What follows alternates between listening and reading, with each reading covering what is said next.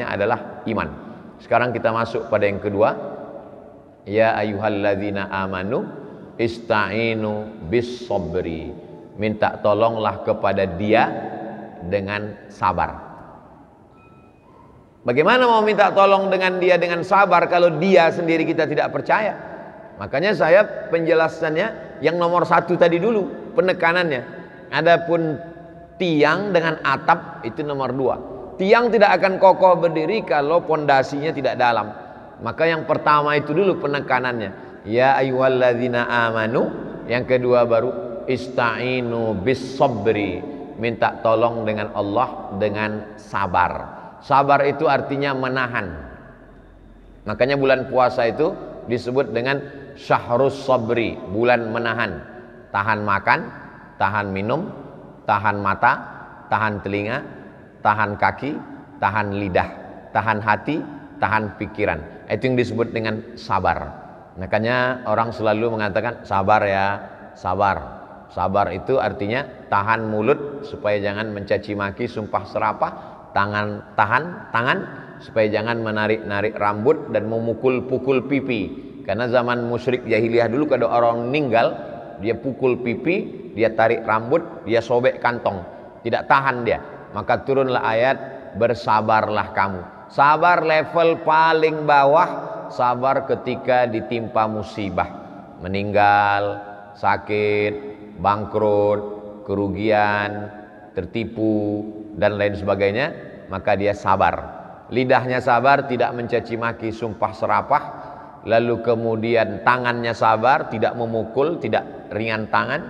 Kakinya sabar, tidak nendang-nendang orang. Tapi ada yang tidak bisa ditahan, yaitu air mata. Maka air mata tidak dilarang.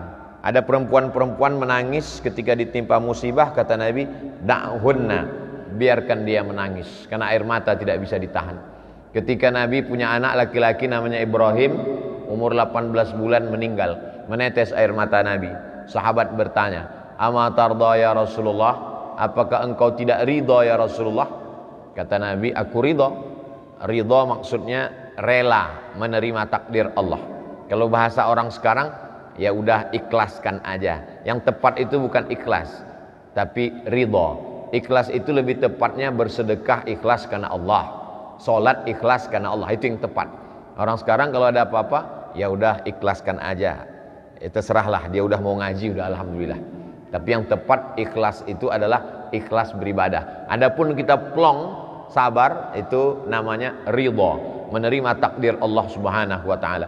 Jadi level sabar yang paling bawah adalah sabar menerima ujian, kematian, sakit, bangkrut, miskin, susah, melarat, dan segala bentuk penderitaan dalam hidup. Ini sabar yang pertama. Sabar di atas itu adalah sabar ketika diuji Allah untuk beribadah.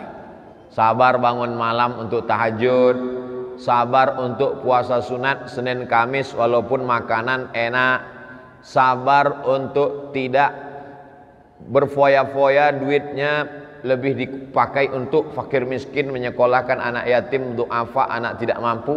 Itu sabar level 2. Ini yang disebut dengan sabar dalam hal beribadah. Sebenarnya dia mampu ganti gonta, ganti pakaian mahal, outfit 100 juta, tapi justru tiap bulan dia salurkan untuk sekolah tahfiz Quran. Nah, ini namanya sabar juga. Orang sekarang kalau ada dia punya gaji banyak, lalu dia pakai sepertiga gajinya untuk sekolah tahfiz. Zaman dulu orang ini disebut sabar level 2. Zaman sekarang kalau ada orang begitu disebut bodoh. Kenapa tidak pakai untuk yang lain-lain saja? Nah, padahal zaman dulu itu disebut dengan sabar. Sabar yang paling tinggi puncaknya adalah sabar dalam hal menahan diri untuk berbuat maksiat padahal kesempatan itu ada. Inilah sabar yang paling tinggi levelnya. Ada kesempatan untuk main judi, ada kesempatan untuk pakai narkoba, ada kesempatan untuk berzina, ada kesempatan untuk korupsi, ada kesempatan untuk menipu, tapi tidak mau dia lakukan. Maka orang itu disebut dengan sabar level 3. Disinilah level makomnya tempat Bapak Ibu notaris. karena dia sangat bisa untuk membuat sesuatu dosa tapi dia tidak mau. Nah, ini orang-orang yang sabar level 3. Maka sesuai sekali judulnya dia kasih ini, ya ayyuhalladzina amanu sta'inu bis sabri, dengan sabar, karena sabar paling tinggi. Hanya saja orang kita kalau sudah cerita sabar, pasti yang terbesit terlintas di pikiran dia, sabar berarti sabar ketika kena Covid, sabar ketika keluarga meninggal, sabar ketika kehilangan anak, sabar, semuanya penuh dengan penderitaan. Padahal itu sabar level paling bawah. Sabar pada puncaknya adalah kalau ada penguasa tidak mau korupsi, kalau ada orang kaya tidak mau makan haram, kalau ada orang yang punya jabatan tapi tidak zalim, itulah sabar yang paling tinggi, karena dia bisa menahan dirinya padahal orang lain tidak ada yang bisa mencegahnya. Apakah Ustadz Somad termasuk orang yang sabar level 3? Tidak. Saya tidak buat dosa karena tak ada kesempatan. Apa yang mau saya korupsi, apa yang mau saya curangi, apa yang saya mau makan haram, karena tak ada kesempatan. Kalau ada mungkin saya lebih dulu melakukannya. Nah, ini supaya kita jernih memahami iman, sabar, baru kemudian nomor 3 sholat. Jadi sholat itu nomor 3. Tapi jangan gara-gara ini nanti setelah ngaji besok tiba-tiba kedengaran suara azan, hayya 'alas shalah, ayo Pak Ibu notaris kita sholat. Nantilah, sholat itu kan nomor 3. Bukan itu maksudnya. Sholat tetap nomor 1 kalau dibandingkan dengan yang lain. Kalau sudah masuk awal waktu, sholat. Yang dimaksud di sini sholat nomor 3 adalah sholat itu tidak ada apa-apanya kalau kita tidak punya yang 2 tadi. Yang pertama iman, yang kedua sabar. Makanya kita lihat orang sholatnya tidak berkualitas. Kenapa? Sholatnya terus tapi tidak menahan. Tahan dulu baru sholat.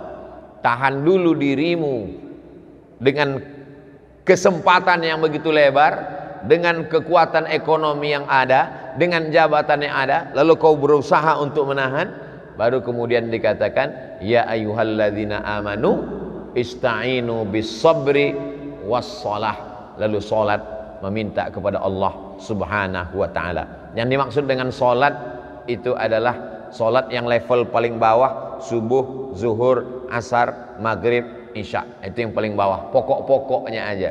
Yang dimaksud dengan sholat full adalah tidak pernah kosong dari mengingat Allah subhanahu wa ta'ala. Disebut dengan sholat daim, sholat yang tidak putus. Alladzina yadhkuruna Allah, orang-orang yang mengingat Allah qiyaman, waktu tegak, wa qu'udan, waktu duduk, wa ala junubihim, waktu berbaring. Waktu tegak, waktu duduk, waktu berbaring, waktu jongkok, waktu berjalan, waktu di kantor, di luar kantor, di rumah, di tempat kerja, sesungguhnya dia tetap melaksanakan sholat. Maka tidak disebut membuat sholat, tidak disebut mengerjakan sholat, tapi disebut menegakkan sholat. Alladzina yuqimunas shalah. Adapun tegak, ruku, sujud, tasyahud, i'tidal, salam kanan, kiri, itu rukun dan syarat wajib pada sholat subuh, zuhur, asar, maghrib, isya, Jumat, Idul Fitri, Idul Adha, istisqa, minta hujan. Lalu kemudian sholat khusuf, gerhana bulan, gerhana matahari, qabliyah, ba'diyah, tahiyatul masjid, duha, tahajud, witir, temporer, terikat dengan waktu. Ada yang sholat terikat dengan waktu, pagi, duha, malam, tahajud, malam, witir. Ada sholat yang terikat dengan momen panas terik, minta hujan, istisqa, gerhana bulan, gerhana matahari, khusuf dan khusuf. Pertama kali masuk masjid, tahiyatul masjid, sebelum dan setelah, qabliyah, ba'diyah. Tapi yang dimaksud di sini adalah bisabri wassalah, salat yang tidak putus, yaitu zikir mengingat Allah subhanahu wa ta'ala. Zikir itu adalah salat. Salat itu dalamnya adalah zikir, tapi zikir bukan salat. Jadi orang yang berzikir belum tentu salat, tapi orang yang salat sudah pasti berzikir. Orang yang berzikir belum tentu sholat, karena di dalam zikir tidak ada ruku', tidak ada sujud, tidak ada tasyahud, tidak ada i'tidal.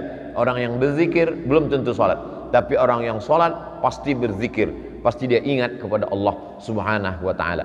Adapun makna bahasa sholat artinya tulang belakang yang membengkok. Sholat artinya doa, doa yang dipanjatkan dengan tulang belakang yang membengkok. Kenapa disebut dengan tulang belakang membengkok? Karena ketika dia membungkuk, tulang belakangnya membengkok, melengkung, dan itulah doa yang paling makbul. Aqrabu ma yakunul abdu min rabbih wa huwa sajid. Orang yang paling dekat dengan Allah ketika dia sedang bersujud. Fa aktsiru fihi du'a, perbanyaklah doa kepada Allah.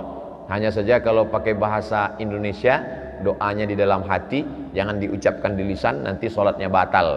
Walaupun sholat sunat, setelah kita subhana rabbiyal a'la wa bihamdi, subhana rabbiyal a'la wa bihamdi, lalu kemudian berdoa meminta apa yang kita panjatkan kepada Allah, karena saat itu kita paling rendah. Orang yang berada pada titik paling rendah, paling hina, paling tidak ada apa-apanya, disitulah dia paling tinggi di hadapan Allah. Saat itu dia memuji subhana rabbiyal a'la, maha tinggi engkau, aku yang rendah, aku yang hina, aku yang tak punya apa-apa, aku yang tawaduk, aku yang sedang bersimpuh di hadapanmu ya Allah. Maka tempat kita meminta tolong hanya dengan 3 itu saja. Ya ayyuhalladzina amanu ista'inu bis sabri wassalah. Setelah kita lakukan yang 3 ini, barulah datang balasannya di ujung ayat. Innallaha ma'as sabirin. Sesungguhnya Allah bersama dengan orang yang mampu menahan dirinya. Jadi kalau kita mampu tahan mata, tahan mulut, tahan lidah, tahan hati, tahan tangan, menahan diri saat berkuasa, tidak korupsi, menahan diri saat ada kesempatan, tidak mau buat dosa, disitulah datang pertolongan Allah subhanahu wa ta'ala. Innallaha ma'as sabirin. Allah bersama dengan orang yang mampu mengendalikan dirinya. Sekarang itu disebut dengan kecerdasan emosional, kecerdasan spiritual, kecerdasan intelektual. Orang yang inteleknya luar biasa, profesor, doktor, intelektual, tapi ketika dia tidak sabar, maka berubah inteleknya jadi jadi telek. Itu hebat loh, bapak itu profesor doktor, tapi orang tidak lagi respect. Kenapa? Karena tidak sabar. Kelihatan cacat jaimnya ketika sedang menjaga harkat martabatnya, tapi begitu secara spontan emosional maka hilang. Jadi kecerdasan kita dalam ayat ini adalah kecerdasan yang seimbang antara intelektual, lalu kemudian spiritual, lalu kemudian emosional. Ketika kita bisa atur itu, maka kita sedang dibersamai oleh Allah subhanahu wa ta'ala. Kalau Allah bersama dengan kita, maka dia akan jaga mata kita, jaga telinga kita, jaga lisan kita, jaga hati kita. Sesungguhnya doa-doa yang selalu kita ucapkan itu supaya kita ingin selalu bersama dengan Allah, dan supaya Allah selalu membersamai kita. Bangun tidur kita katakan alhamdulillahilladzi ahyana ba'dama amatana wa ilaihin nusur. Mau berangkat kita katakan bismillahi tawakkaltu 'alallah la haula wala quwata illa billah. Ketika kita akan makan kita katakan Allahumma barik lana fima razaqtana wa qina adzabannar. Ketika melihat diri di cermin kita katakan Allahumma kama hassanta khalqi fahassin khuluqi. Ketika kita akan menuntut ilmu kita katakan Allahumma aftah li abwaaba khazaini ma'rifatik. Bukakan untukku segala perbendaharaan ilmu pengetahuan. Sesungguhnya itu adalah salat, zikir, doa, supaya kita senantiasa bersama dengan Allah subhanahu wa ta'ala. Mudah-mudahan apa yang saya sampaikan ini sebagai pengantar dialog kita sesuai dengan judul menanamkan, menyuburkan, menumbuhkan, menjaga, yang 3 poin. A'udzubillahi minasyaitonirrajim. Ya ayyuhalladzina amanu ista'inu bis-sabri was-shalah innallaha ma'as sabirin. Hai orang yang beriman, minta tolonglah kepada Allah dengan sabar dan salat. Allah bersama dengan orang yang sabar. Dimulai tadi 4:30, sekarang sampai jam 5, 30 menit kita bersama. Selanjutnya kita akan bahas dalam dialog. Terima kasih. Wassalamualaikum warahmatullahi wabarakatuh.